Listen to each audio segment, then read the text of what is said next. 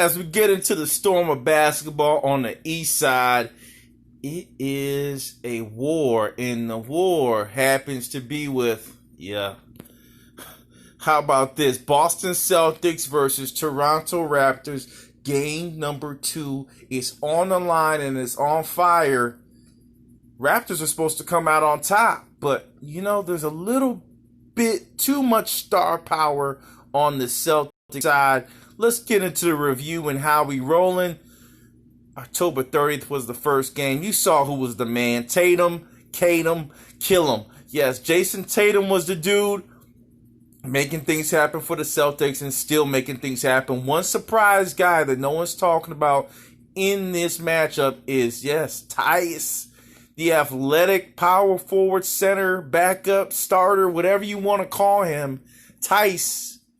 Tice is enticing. He's making things work for the Celtics, getting the rebounds, doing the dirty work. And guess what? Kemba didn't even go off yet. He's controlling the action on the floor from a point guard perspective. 10 assists.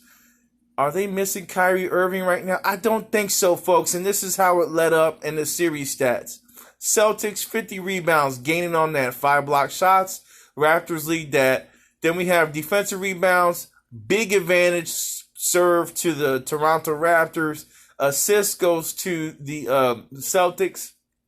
And then I'm sorry, the actual defensive rebounds actually goes to the Celtics. The steals goes to the Raptors. The block shots goes out to the Celtics.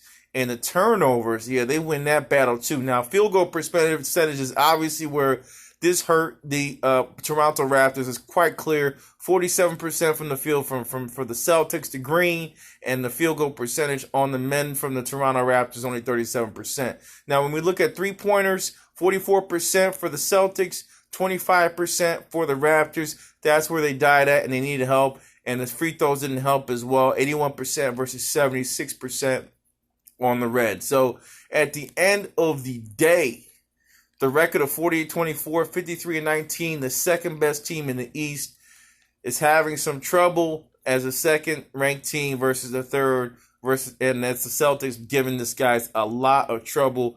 What I see in tonight's lineup is a comeback on the Toronto Raptors front.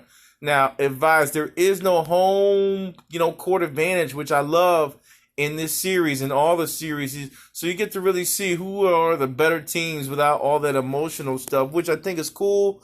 But now we get to see if they can motivate themselves without having the crowd there. And that's also great to see, because that's going to show some consistency when they do get back to playing games with the fans. Now, a coming of age, a guy I always talk about this in all my videos. I try to key in on one guy. For me, it has been, it's not on the Raptors. It's actually been Kemba Walker's, the lack of him needing him to go off because of the talent level and the emergence of Jason Tatum as a number one player. I mean, he's playing like a number one player, and that's probably the biggest deal for me, is that we haven't even seen a Kemba going off moment with this team yet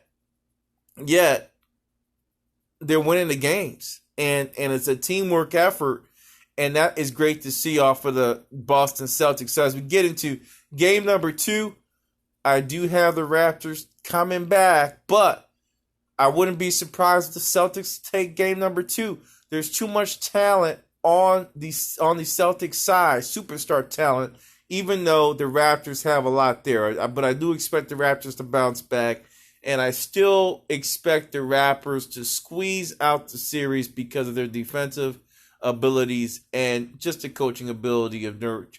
So, Mr. Nurse, who was Coach of the Year. So we shall see what happens in this game. All for sports. Sign off. Mikey B. Green is going to get it. Nah, it's red night tonight. Toronto all day. Peace.